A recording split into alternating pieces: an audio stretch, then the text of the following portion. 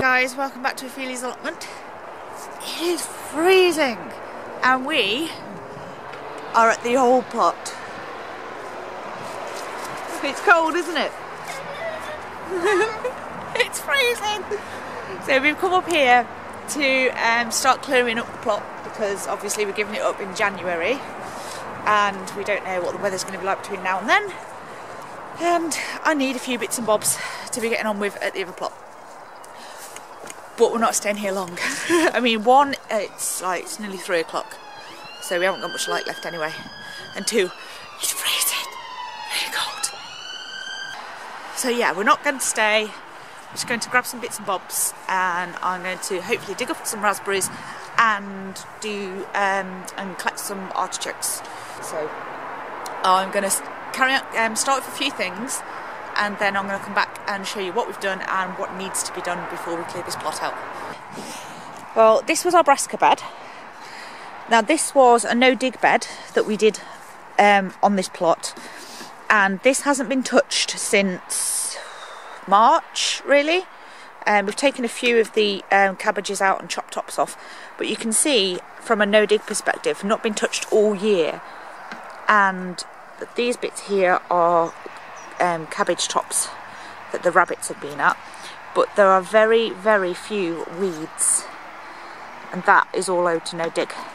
These here, these bunches, and all down here are cerinthium, which is honeywort. It's a beautiful, beautiful flower, and they've self-seeded, so that's, well, you could say it's a weed, but it's not, it's a flower.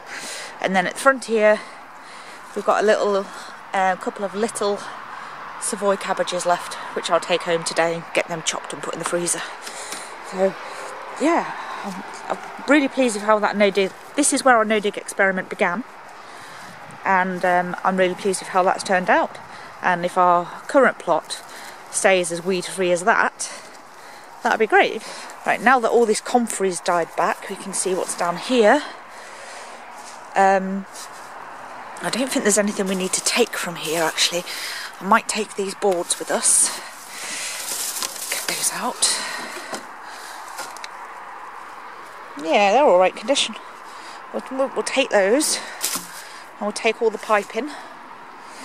I think I'll leave these tyres. And I want this back, my cattle grid. That's where the other one is. I've got one at home, and I wondered where the other was. That's like 50 metres of chain link fencing. If anyone is local to North Warwickshire and wants any chain link fencing, let me know. There's no spikes or anything to go with it, but if you want it, you can take it. Remember the gooseberry bush that I told you about and how you can layer them? Well, this is one experiment that I did. Gosh, when was it? I think it was about this time last year. And I layered this branch, get this spike out, and stuck it down, and as you can see, this branch is very alive. It's got she says as it breaks no, it's got some lovely buds on it. It's very much alive. If I tried to do this without stabbing myself, you can see it's formed some lovely new roots. So that, if it was a nice gooseberry bush, would be coming with me. But it's horrid. It's okay, a yellow champagne kind of variety gooseberry, and it's not sweet and it's not bitter, it's just, it's horrid. So these frames need to come with us. Need to take that sweet corn out. Oh gosh. We're going to give Rue's swing away to anyone who wants it, so we need to sort that out.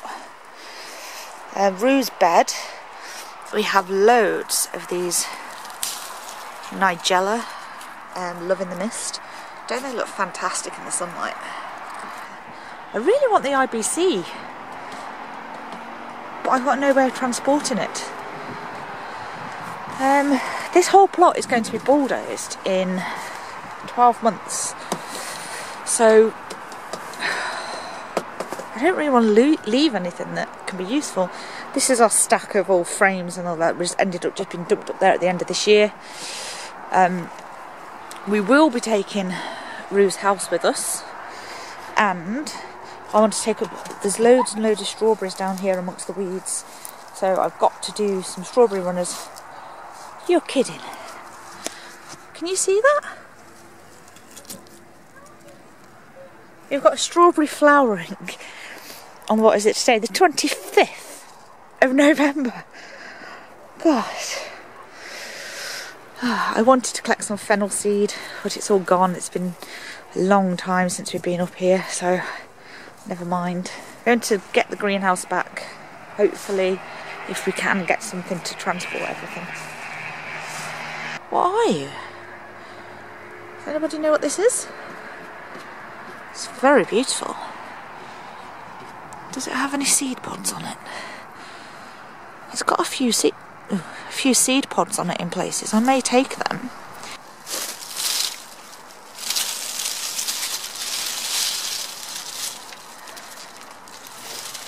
You saw these white roots? This is bindweed. Over the winter, you won't be able to see the bindweed. You may just see masses of tendrils like this, but you won't actually really be able to identify it as bindweed. But if you dig and you find these roots, they snap just like that. And you only need a piece that big. Just that, from that, and that will give you a new plant. That's why I do not want to introduce that to the new plot. So let's see what tubers we've got here.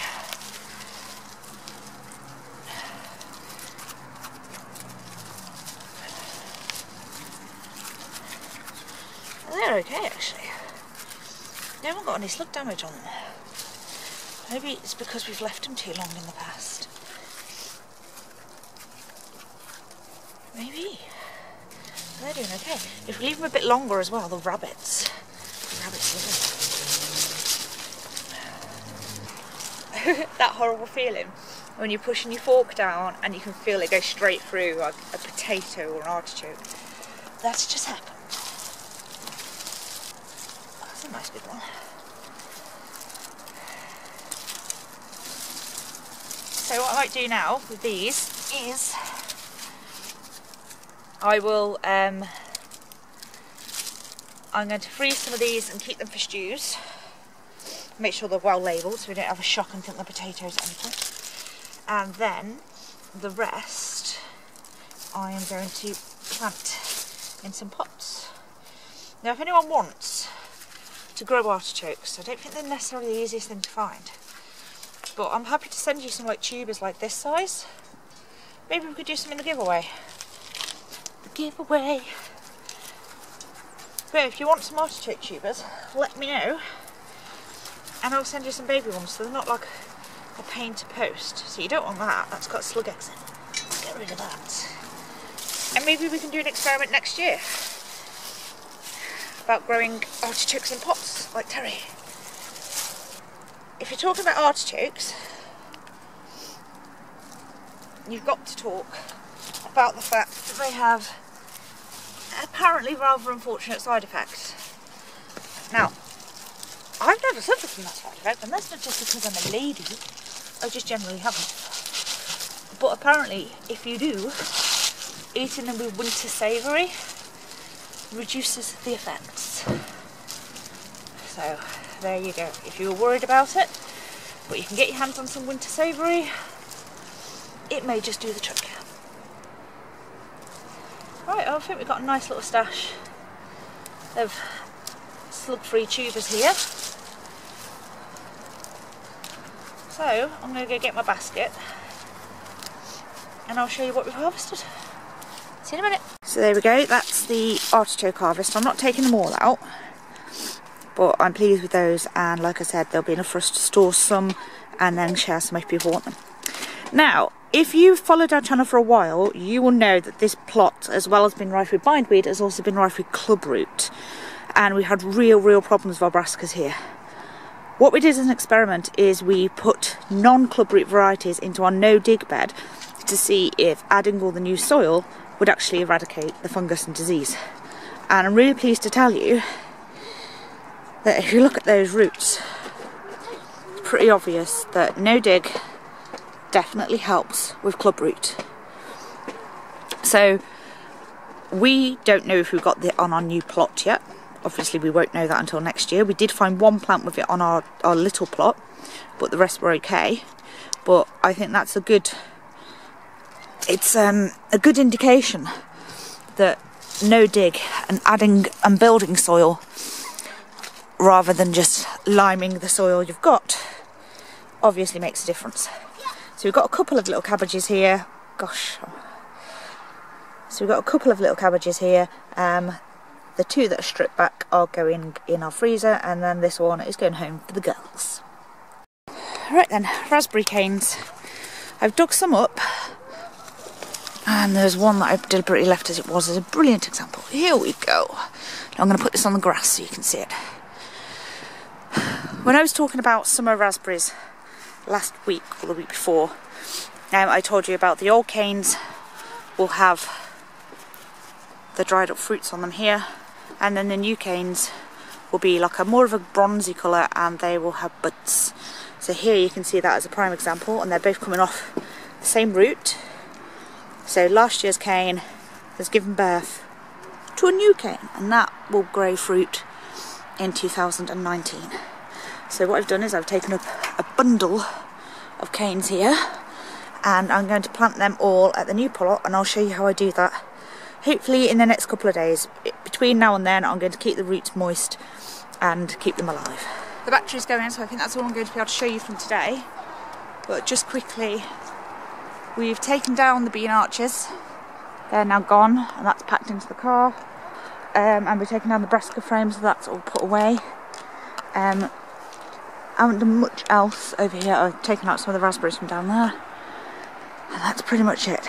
It's getting cold, the battery's about to go, Rue's grumpy, and I need to go around quickly whilst we've got light with pen and paper and make a list of all the things that have got to come back, so that if Alan just pops up here by himself when we're able to, then he can just grab a few things. Remember, on the 1st of December we change our name to Alternative Smallholding. Check out our video on the allotment community support from Friday? I'm lost. I don't know what day it is. And we'll see you tomorrow for the Monday Mumble, wrapped up in blankets and with hot coffee. Not here in this exposed location. Freezing. So we'll see you tomorrow. Hope you've had a great gardening weekend. Take care, folks. Bye bye.